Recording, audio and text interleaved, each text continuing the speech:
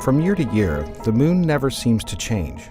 Craters and other formations appear to be permanent now, but the Moon didn't always look like this. Thanks to NASA's Lunar Reconnaissance Orbiter, we now have a better look at some of the Moon's history. The Moon likely started its life as a giant ball of magma formed from the remains of an impact on Earth about 4.5 billion years ago. After the hot material collected into a sphere, the magma began to cool, eventually forming a crust on the surface of the Moon with the magma just underneath. Around 4.3 billion years ago, a giant impact battered the Moon's south pole, forming the South Pole Aitken Basin and sending debris as far as the opposite side of the Moon. This impact marked the beginning of a period that would cause large-scale changes to the Moon's surface. One by one, more huge collisions shaped the terrain, some forming large basins that would eventually fill in to become the dark-colored patches of the Moon, known as maria. They began as normal craters, but soon started to change due to the size of the impact on the relatively thin crust. Because the Moon had not yet fully cooled on the inside, lava began to seep out through the cracks caused by the impacts. The resulting volcanic activity spread lava throughout the craters, gradually filling them in and cooling. Because of the high iron content of the basalt in the rock, the maria reflect less light and therefore appear darker than the surrounding highlands of the Moon. Around 1 billion years ago, volcanic activity ended on the near side of the Moon as the last of the large impacts made their mark on the surface. The Moon continued to be battered by other impactors, although they were much smaller than the objects that formed the largest basins. Some of the largest, most recent, and best-known impacts from this period include the Tycho, Copernicus, and Aristarchus craters, which are unique due to the complex system of rays that stretch out from the impact site. Finally, we arrive at the Moon that we see today.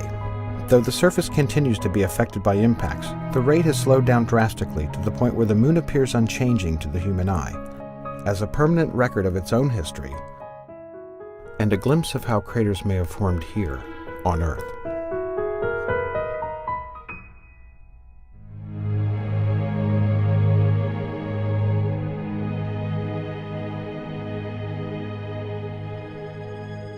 To nearly everyone, the Moon appears to be a sterile, gray, unchanging world.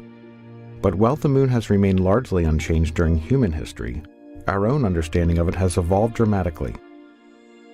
Thanks to new observations, we now have not only unprecedented views of its surface, but a whole new tour of the Moon that shows how both it and other rocky planets in our solar system have been shaped over billions of years. We'll start with one of the largest impacts, Oriental Basin, a feature that's as wide as the distance from New York City to Cincinnati. Using new elevation measurements, we can clearly see the effects of what is likely the last giant impact event in lunar history, with its outer mountain rings rising many kilometers above the lowest points inside the crater. The interiors of some craters in the Moon's polar regions, like Shackleton, haven't seen sunlight in over 2 billion years.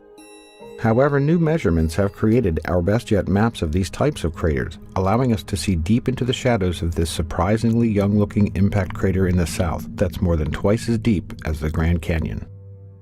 Some impacts are invisible for other reasons.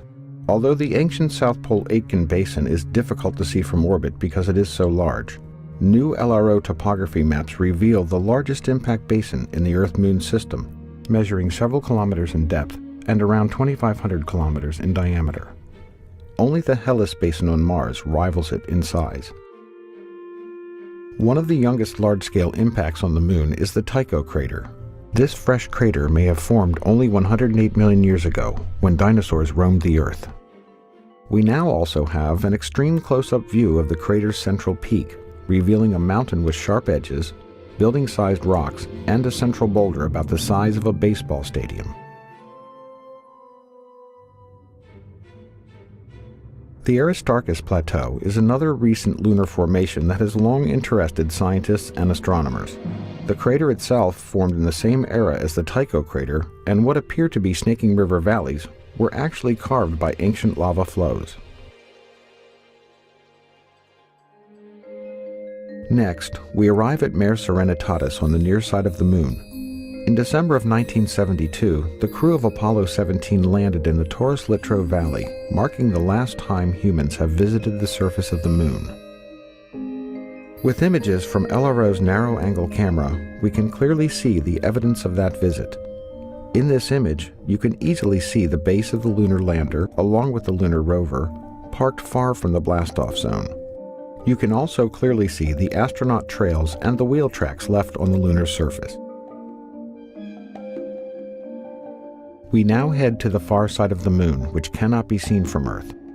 Our first stop is the Compton-Belkovich region, which shows evidence for young volcanic activity in the far side highlands. This feature is unique not only because it is isolated from other volcanoes in the area, but also because it is located nowhere near the Maria, where volcanoes are usually found.